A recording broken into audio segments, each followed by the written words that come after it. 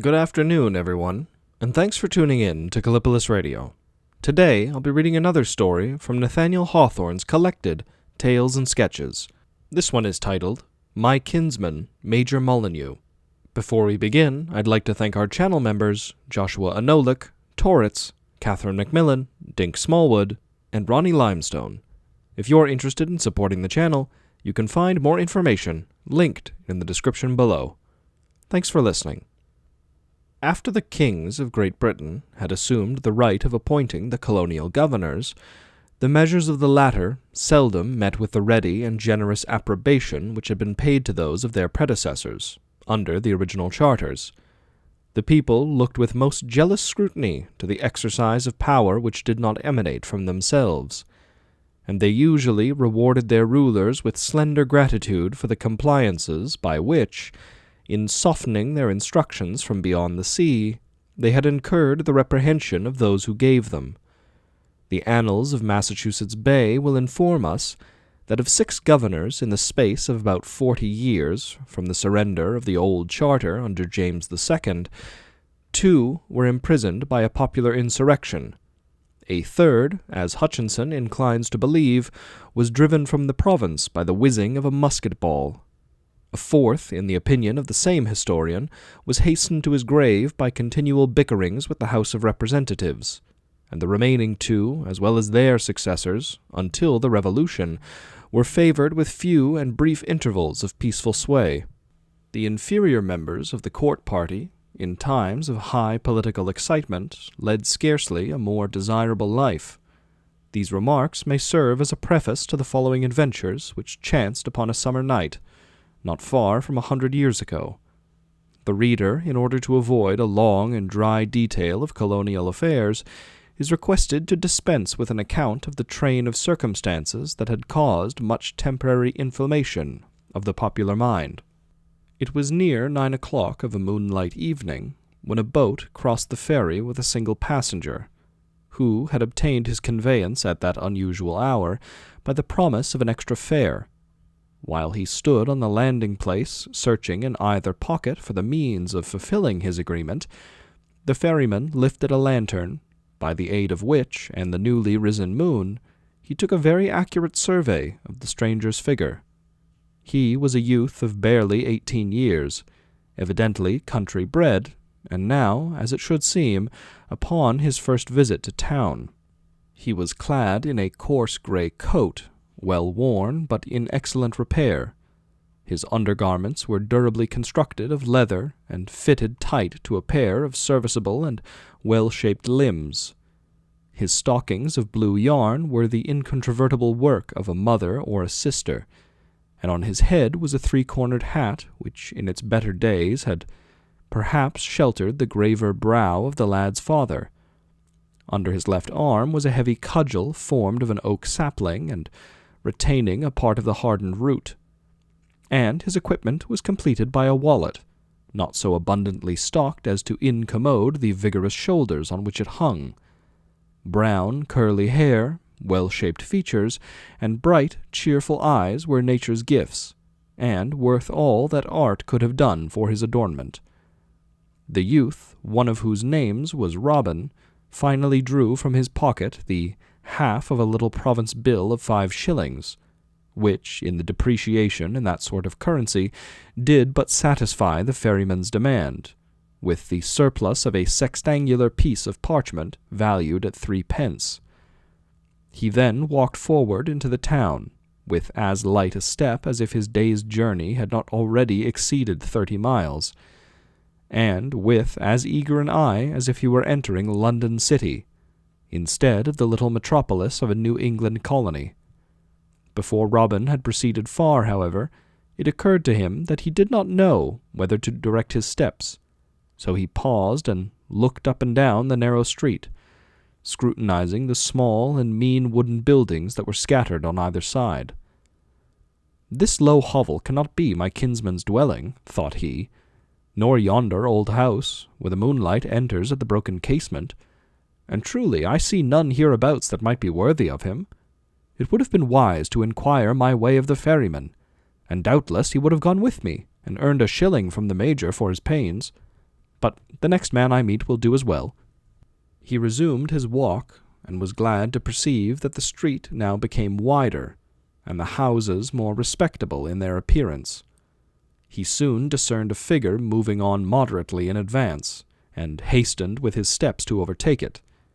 As Robin drew nigh, he saw that the passenger was a man in years, with a full periwig of grey hair, a wide-skirted coat of dark cloth, and silk stockings rolled above his knees. He carried a long and polished cane, which he struck down perpendicularly before him at every step, and at regular intervals he uttered 2 successive hems, of a particularly solemn and sepulchral intonation. Having made these observations, Robin laid hold of the skirt of the old man's coat, just when the light from the open door and windows of a barber shop fell upon both their figures. "Good evening to you, honored sir," said he, making a low bow and still retaining hold of the skirt. "I pray you tell me whereabouts is the dwelling of my kinsman, Major Molineux." The youth's question was uttered very loudly, and one of the barbers, whose razor was descending on a well-soaped chin, and another who was dressing a Ramillies wig, left their occupations and came to the door. The citizen, in the meantime, turned a long-favoured countenance upon Robin, and answered him in a tone of excessive anger and annoyance. His 2 sepulchral hems, however, broke into the very centre of his rebuke, with a most singular effect, like a thought of the cold grave obtruding among wrathful passions. "Let go my garment, fellow, I tell you. I know not the man you speak of. What? I have authority, authority, and if this be the respect you show for your betters, your feet shall be brought acquainted with the stocks by daylight, tomorrow morning." Robin released the old man's skirt, and he hastened away, pursued by an ill-mannered roar of laughter from the barber shop. He was, at first, considerably surprised by the result of his question, but, being a shrewd youth, soon thought himself able to account for the mystery. "This is some country representative," was his conclusion, "who has never seen the inside of my kinsman's door, and lacks the breeding to answer a stranger civilly. The man is old, or, verily, I might be tempted to turn back and smite him on the nose. Ah, Robin, even the barber's boys laugh at you for choosing such a guide. You'll be wiser in time, friend Robin." He now became entangled in a succession of crooked and narrow streets, which crossed each other, and meandered at no great distance from the waterside. The smell of tar was obvious to his nostrils. The masts of vessels pierced the moonlight above the tops of the buildings, and the numerous signs which Robin paused to read informed him that he was near the centre of business. But the streets were empty, the shops were closed, and lights were visible only in the second stories of a few dwelling-houses. At length, on the corner of a narrow lane through which he was passing, he beheld the broad countenance of a British hero swinging before the door of an inn, whence proceeded the voices of many guests. The casement of one of the lower windows was thrown back, and a very thin curtain permitted Robin to distinguish a party at supper, around a well-furnished table. The fragrance of the good cheer steamed forth into the outer air, and the youth could not fail to recollect that the last remnant of his travelling stock of provision had yielded to his morning appetite, and that noon had found him left dinnerless. "Oh, that a parchment threepenny might give me a right to sit down at yonder table," said Robin, with a sigh. "But the Major will make me welcome to the best of his victuals. So I will even step boldly in and inquire my way to his dwelling." He entered the tavern, and was guided by the murmur of voices and the fumes of tobacco to the public room. It was a long and low apartment, with oaken walls, grown dark in the continual smoke, and a floor which was thickly sanded, but of no immaculate purity.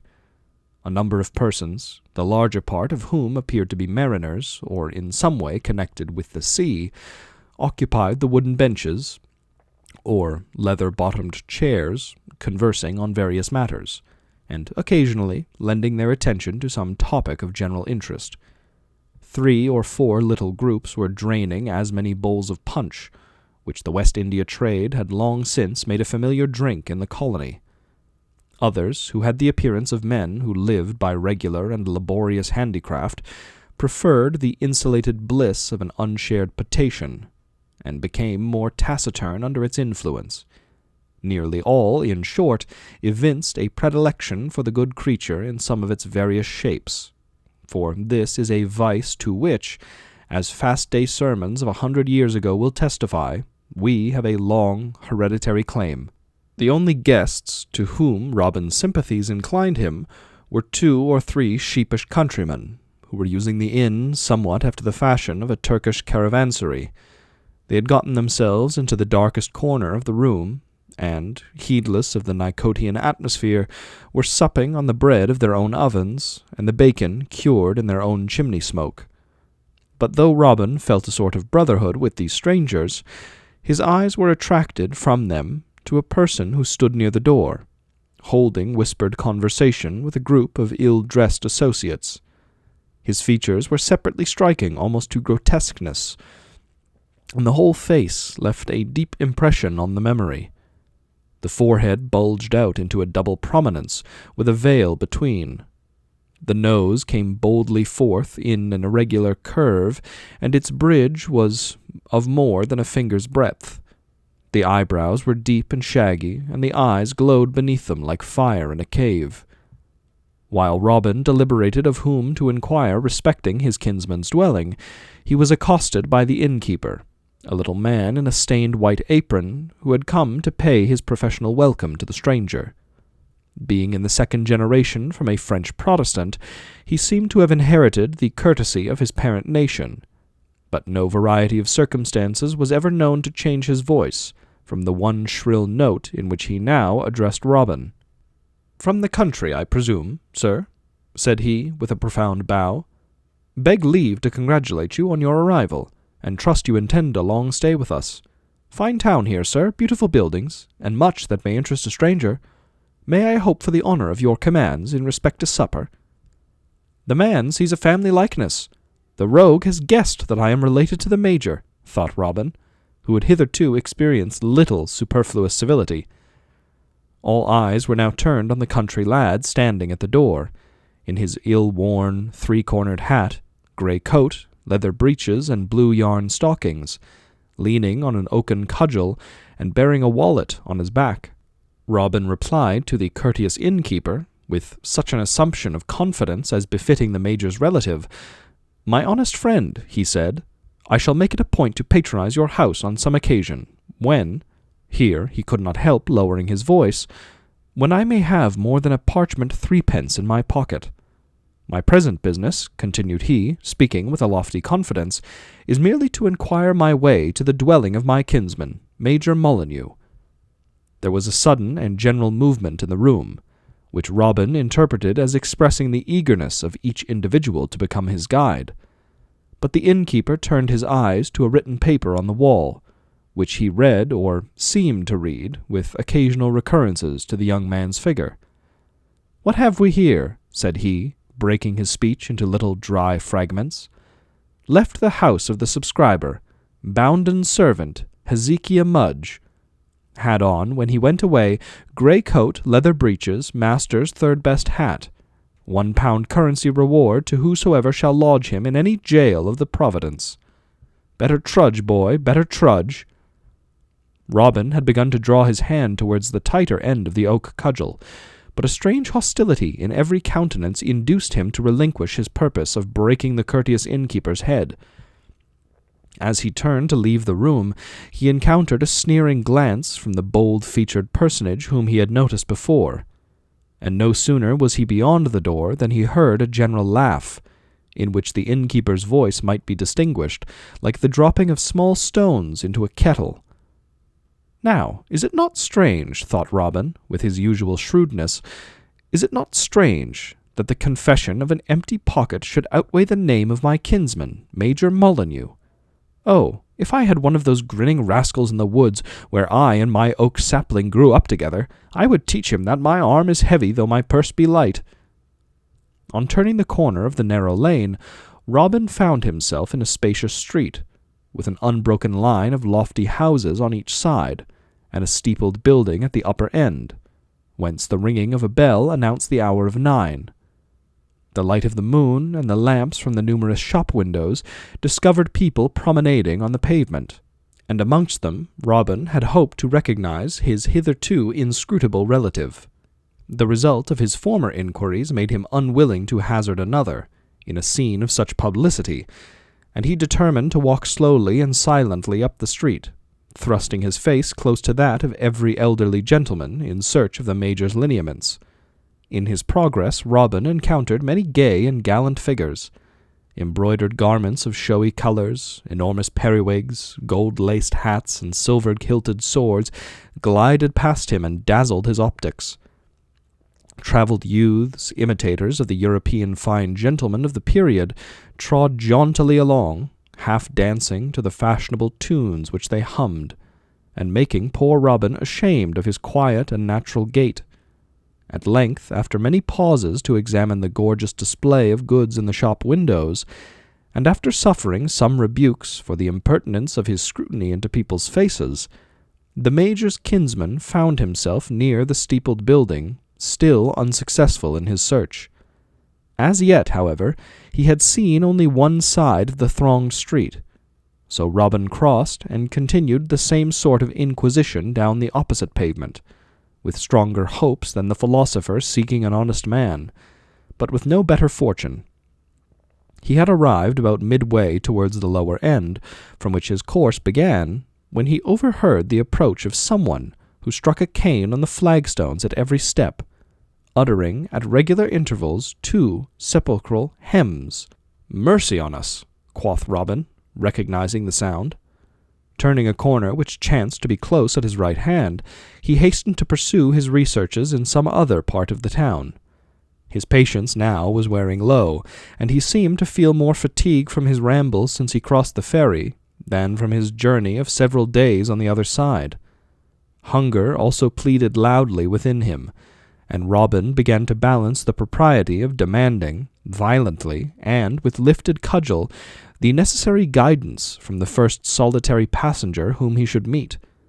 While a resolution to this effect was gaining strength, he entered a street of mean appearance, on either side of which a row of ill-built houses was straggling towards the harbour. The moonlight fell upon no passenger along the whole extent, but in the third domicile which Robin passed there was a half-opened door, and his keen glance detected a woman's garments within. "My luck may be better here," he said to himself. Accordingly he approached the doors, and beheld it shut closer as he did so. Yet an open space remained, sufficing for the fair occupant to observe the stranger, without a corresponding display on her part. All that Robin could discern was a strip of scarlet petticoat, and the occasional sparkle of an eye, as if the moonbeams were trembling on some bright thing. "Pretty mistress, for I may call her so with a good conscience," thought the shrewd youth, "since I know nothing to the contrary. My sweet pretty mistress, will you be kind enough to tell me whereabouts I must seek the dwelling of my kinsman, Major Molineux?" Robin's voice was plaintive and winning, and the female, seeing nothing to be shunned in the handsome country youth, thrust open the door and came forth into the moonlight. She was a dainty little figure with a white neck, round arms, and a slender waist, at the extremity of which her scarlet petticoat jutted out over a hoop, as if she were standing in a balloon. Moreover, her face was oval and pretty, her hair dark beneath the little cap, and her bright eyes possessed a sly freedom which triumphed over those of Robin. "Major Molineux dwells here," said this fair woman.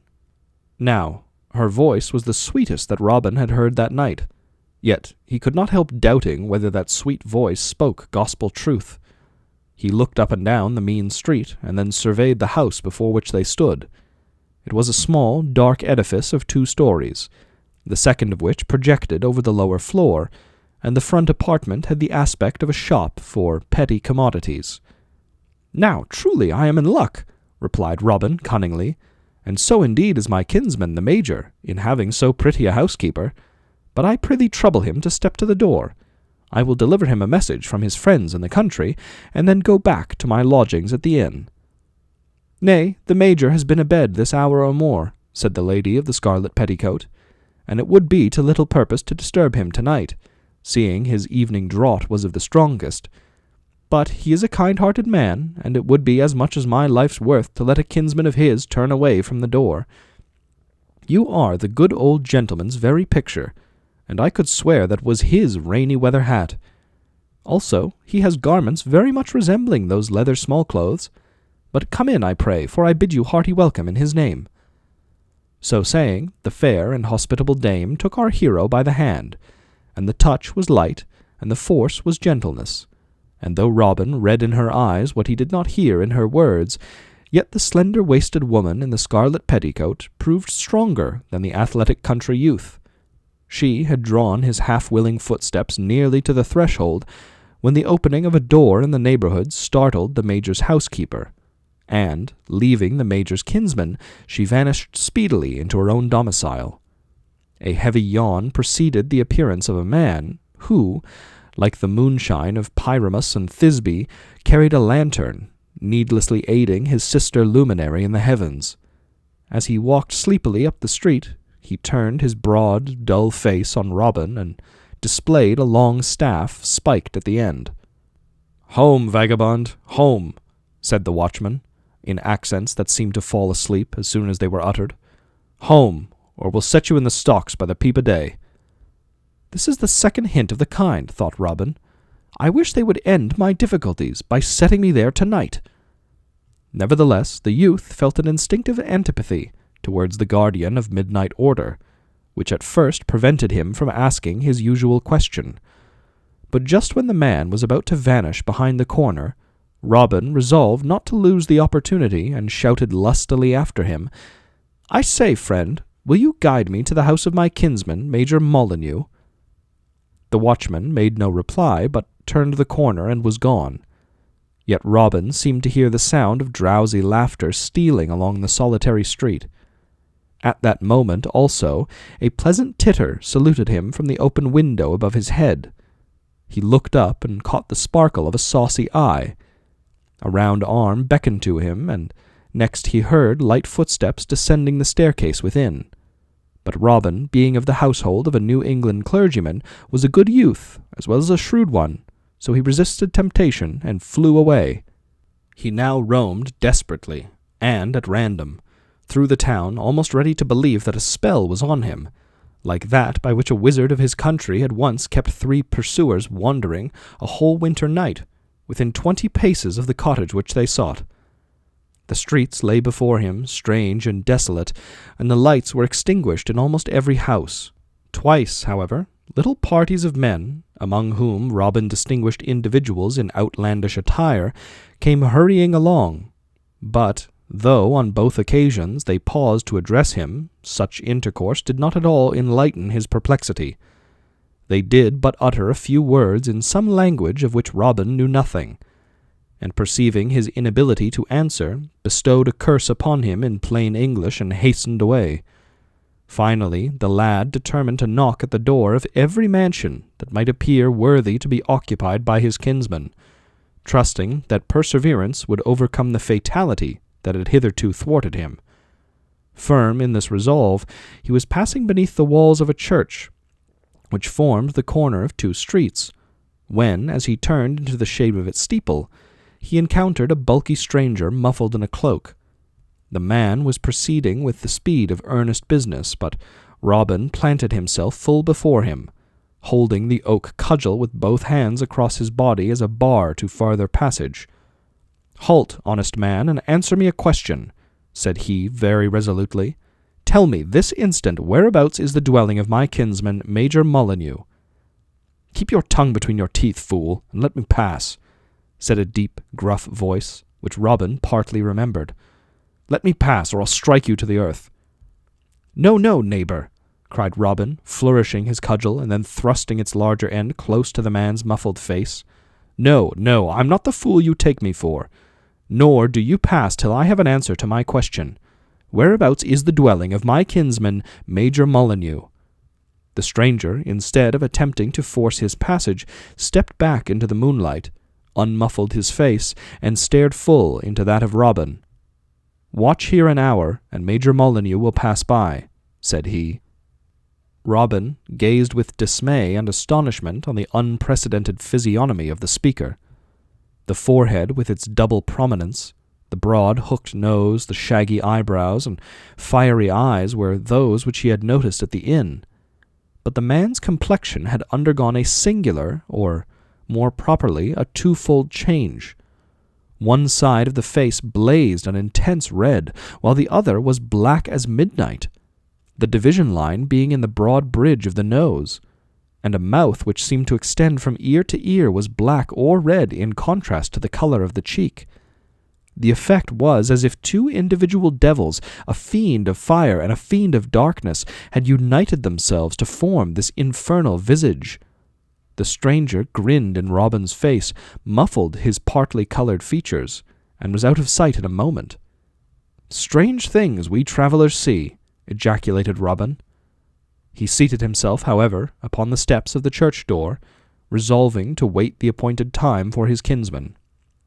A few moments were consumed in philosophical speculations upon the species of man who had just left him, but having settled this point shrewdly, rationally, and satisfactorily, he was compelled to look elsewhere for his amusement.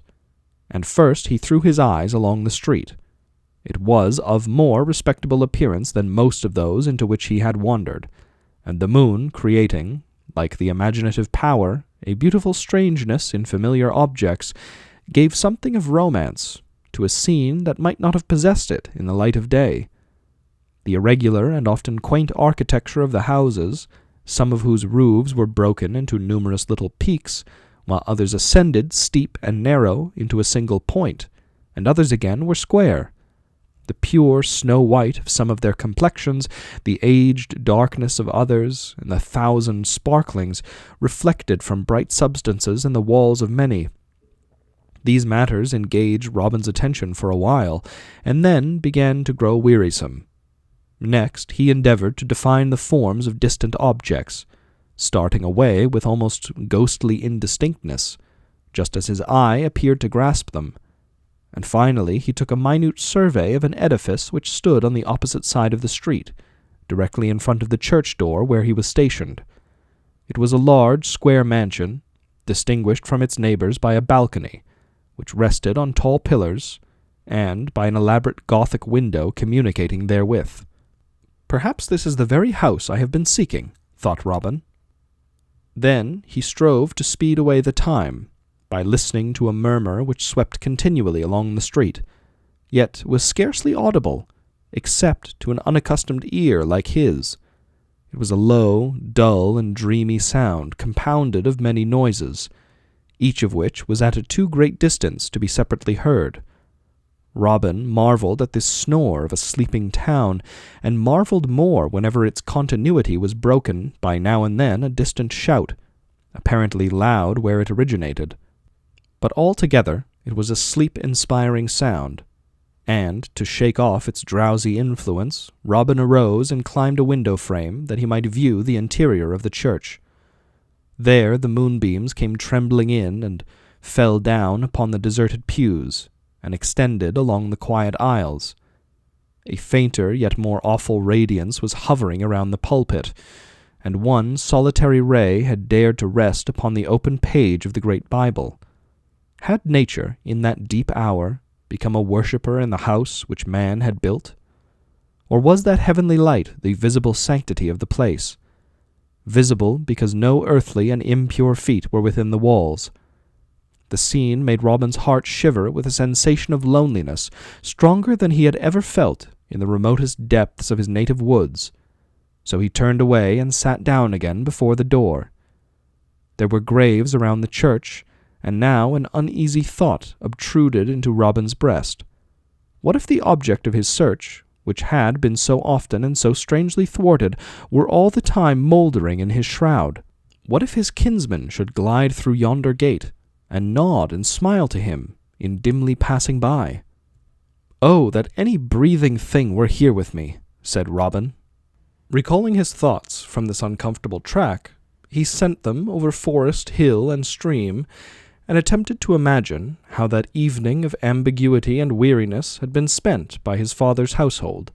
He pictured them assembled at the door, beneath the tree, the the great old tree, which had been spared for its huge twisted trunk and venerable shade, when 1,000 leafy brethren had fallen. There, at the going down of the summer sun, it was his father's custom to perform domestic worship, that the neighbors might come and join with him like brothers of the family, and that the wayfaring man might pause to drink at that fountain and keep his heart pure by refreshing the memory of home. Robin distinguished the seat of every individual of the little audience. He saw the good man in the midst, holding the Scriptures in the golden light that fell from the western clouds. He beheld him close the book, and all rise up to pray. He heard the old thanksgivings for daily mercies, the old supplications for their continuance to which he had so often listened in weariness, but which were now among his dear remembrances. He perceived the slight inequality of his father's voice when he came to speak of the absent one. He noted how his mother turned her face to the broad and knotted trunk, how his elder brother scorned, because the beard was rough upon his upper lip, to permit his features to be moved, how the younger sister drew down a low-hanging branch before her eyes, and how the little one of all, whose sports had hitherto broken the decorum of the scene, understood the prayer for her playmate, and burst into clamorous grief. Then he saw them go in at the door, and when Robin would have entered also, the latch tinkled into its place, and he was excluded from his home. "Am I here or there?" cried Robin, starting. For all at once, when his thoughts had become visible and audible in a dream, the long, wide, and solitary street shone out before him. He aroused himself, and endeavored to fix his attention steadily upon the large edifice which he had surveyed before. But still his mind kept vibrating between fancy and reality. By turns the pillars of the balcony lengthened into the tall, bare stems of pines, dwindled down to human figures, settled again into their true shape and size, and then commenced a new succession of changes. For a single moment, when he deemed himself awake, he could have sworn that a visage, one which he seemed to remember, yet could not absolutely name as his kinsman's, was looking towards him from the Gothic window. A deeper sleep wrestled with and nearly overcame him, but fled at the sound of footsteps along the opposite pavement. Robin rubbed his eyes, discerned a man passing at the foot of the balcony, and addressed him in a loud, peevish, and lamentable cry. "Hello, friend! Must I wait here all night for my kinsman, Major Molineux?" The sleeping echoes awoke and answered the voice, and the passenger, barely able to discern a figure sitting in the oblique shades of the steeple, traversed the street to obtain a nearer view. He was himself a gentleman in his prime, of open, intelligent, cheerful, and altogether prepossessing countenance. Perceiving a country youth, apparently homeless and without friends, he accosted him in a tone of real kindness, which had become strange to Robin's ears. "Well, my good lad, why are you sitting here?" inquired he. "Can I be of service to you in any way?" "I'm afraid not, sir," replied Robin despondingly. "Yet I shall take it kindly if you'll answer me a single question. I've been searching half the night for one Major Molineux. Now, sir, is there really such a person in these parts, or am I dreaming?" "Major Molineux. The name is not altogether strange to me," said the gentleman, smiling. "Have you any objection of telling me the nature of your business with him?" Then Robin briefly related that his father was a clergyman, settled on a small salary at a long distance back in the country, and that he and Major Molineux were brothers' children. The Major, having inherited riches and acquired civil and military rank, had visited his cousin in great pomp a year or two before, had manifested much interest in Robin and an elder brother, and, being childless himself, had thrown out hints respecting the future establishment of one of them in life. The elder brother was destined to succeed to the farm which his father cultivated in the interval of sacred duties. It was, therefore, determined that Robin should profit by his kinsman's generous intentions, especially as he seemed to be rather the favourite, and was thought to possess other necessary endowments. "For I have the name of being a shrewd youth," observed Robin in this part of the story. "I doubt not you deserve it," replied his new friend good-naturedly. But pray proceed." "Well, sir, being nearly 18 years old, and well grown, as you see," continued Robin, drawing himself up to his full height, "I thought it high time to begin in the world. So my mother and my sister put me in handsome trim, and my father gave me half the remnant of his last year's salary. And 5 days ago I started for this place, to pay the Major a visit. But would you believe it, sir, I crossed the ferry a little after dark, and have yet found nobody that would show me the way to his dwelling. Only, an hour or two since, I was told to wait here, and the Major Molineux would pass by." "Can you describe the man who told you this?" inquired the gentleman. "Oh, he was a very ill-favoured fellow, sir," replied Robin, "with 2 great bumps on his forehead, a hook nose, fiery eyes, and what struck me as the strangest, his face was of 2 different colours. Do you happen to know such a man, sir?" "Not intimately," answered the stranger, "but I chanced to meet him a little time previous to your stopping me. I believe you may trust his word, and that the Major will very shortly pass through this street. In the meantime, as I have a singular curiosity to witness your meeting, I will sit down here upon the steps and bear you company." He seated himself accordingly, and soon engaged his companion in animated discourse. It was but of brief continuance, however, for a noise of shouting, which had long been remotely audible, drew so much nearer that Robin inquired its cause. "What may be the meaning of this uproar?" asked he. "Truly, if your town be always as noisy, I shall find little sleep while I am an inhabitant." "Why, indeed, friend Robin, there do appear to be 3 or 4 riotous fellows abroad tonight," replied the gentleman.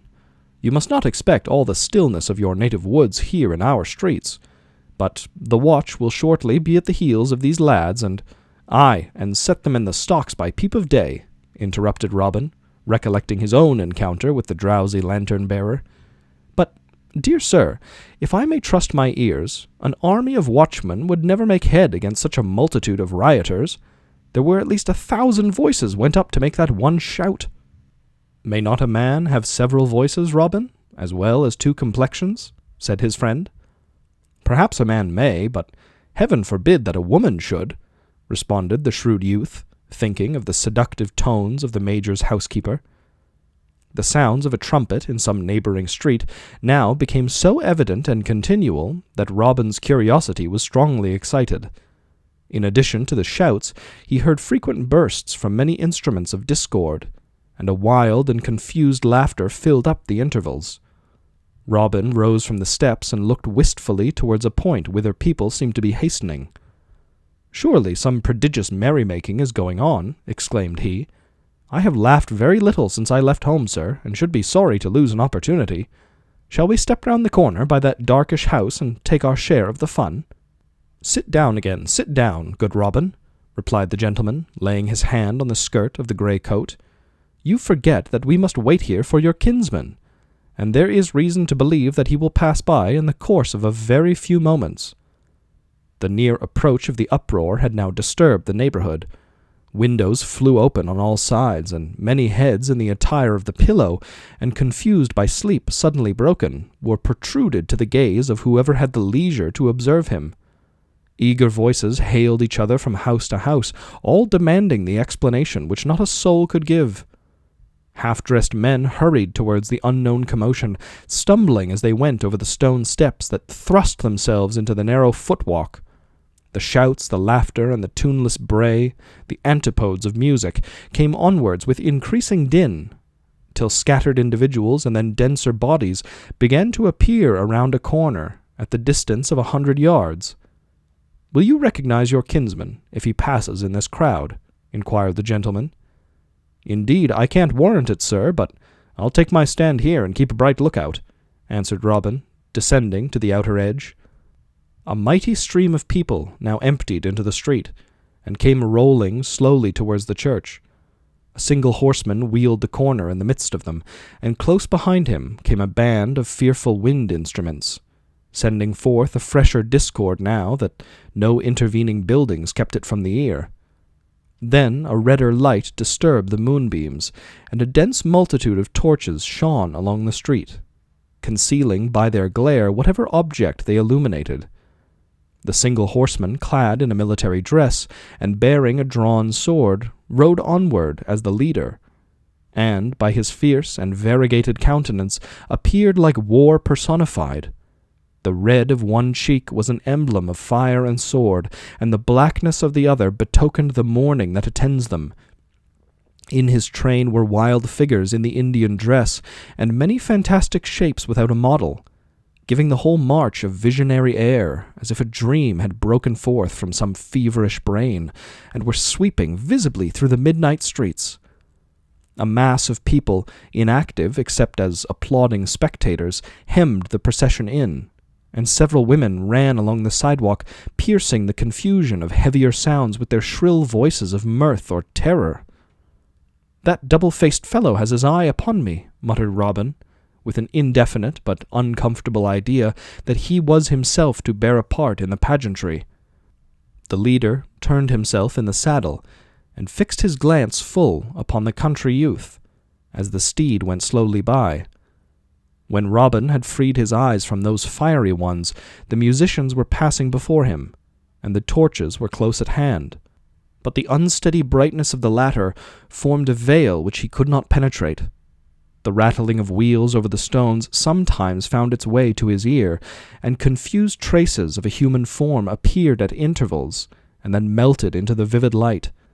A moment more, and the leader thundered a command to halt. The trumpets vomited a horrid breath, and then held their peace.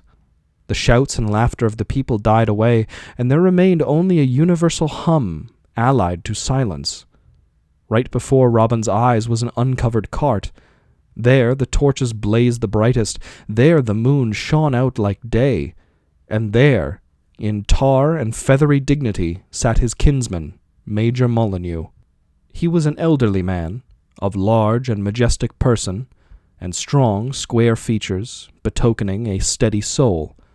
But steady as it was, his enemies had found means to shake it. His face was pale as death, and far more ghastly. The broad forehead was contracted in his agony so that his eyebrows formed one grizzled line. His eyes were red and wild, and the foam hung white upon his quivering lip. His whole frame was agitated by a quick and continual tremor, which his pride strove to quell even in those circumstances of overwhelming humiliation. But perhaps the bitterest pang of all was when his eyes met those of Robin, for he evidently knew him on the instant, as the youth stood witnessing the foul disgrace of a head grown grey in honor. They stared at each other in silence, and Robin's knees shook, and his hair bristled with a mixture of pity and terror. Soon, however, a bewildering excitement began to seize upon his mind. The preceding adventures of the night, the unexpected appearance of the crowd, the torches, the confused din and the hush that followed, the spectre of his kinsman reviled by that great multitude. All this, and more than all, a perception of tremendous ridicule in the whole scene, affected him with a sort of mental inebriety. At that moment, a sluggish voice of merriment saluted Robin's ears. He turned instinctively, and just behind the corner of the church stood the lantern-bearer, rubbing his eyes and drowsily enjoying the lad's amazement. Then he heard a peal of laughter like the ringing of silvery bells. A woman twitched his arm, a saucy eye met his, and he saw the lady of the scarlet petticoat. A sharp, dry cachinnation appealed to his memory, and, standing on tiptoe in the crowd, with his white apron over his head, he beheld the courteous little innkeeper. And lastly, there sailed over the heads of the multitude a great, broad laugh, broken in the midst by two sepulchral hems. Thus, "Ha ha ha, hem hem, ha ha ha ha ha." The sound proceeded from the balcony of the opposite edifice, and thither Robin turned his eyes. In front of the Gothic window stood the old citizen, wrapped in a wide gown. His grey periwig exchanged for a nightcap, which was thrust back from his forehead, and his silk stockings hanging about his legs. He supported himself on his polished cane in a fit of convulsive merriment, which manifested itself on his solemn old features like a funny inscription on a tombstone. Then Robin seemed to hear the voices of the barbers, of the guests of the inn, and of all who had made sport of him that night. The contagion was spreading among the multitude, when all at once it seized upon Robin, and he sent forth a shout of laughter that echoed through the street. Every man shook his sides, every man emptied his lungs, but Robin's shout was the loudest there. The cloud spirits peeped from their silvery islands as the congregated mirth went roaring up the sky. The man in the moon heard the far below. "Oho," quoth he, "the old earth is frolicsome tonight." When there was a momentary calm in that tempestuous sea of sound, the leader gave the sign, and the procession resumed its march. On they went, like fiends that throng in mockery around some dead potentate. Mighty no more, but majestic still in his agony. On they went, in counterfeited pomp, in senseless uproar, in frenzied merriment, trampling on all an old man's heart. On swept the tumult, and left a silent street behind. "Well, Robin, are you dreaming?" inquired the gentleman, laying his hand on the youth's shoulder. Robin started, and withdrew his arm from the stone post, to which he had instinctively clung, as the living stream rolled by him. His cheek was somewhat pale, and his eye not quite as lively as in the earlier part of the evening. "Will you be kind enough to show me the way to the ferry?" said he, after a moment's pause. "You have, then, adopted a new subject of inquiry?" observed his companion, with a smile. "Why, yes, sir," replied Robin, rather dryly. "Thanks to you, and to my other friends. I have at last met with my kinsman, and he will scarce desire to see my face again. I begin to grow weary of a town life, sir. Will you show me the way to the ferry?"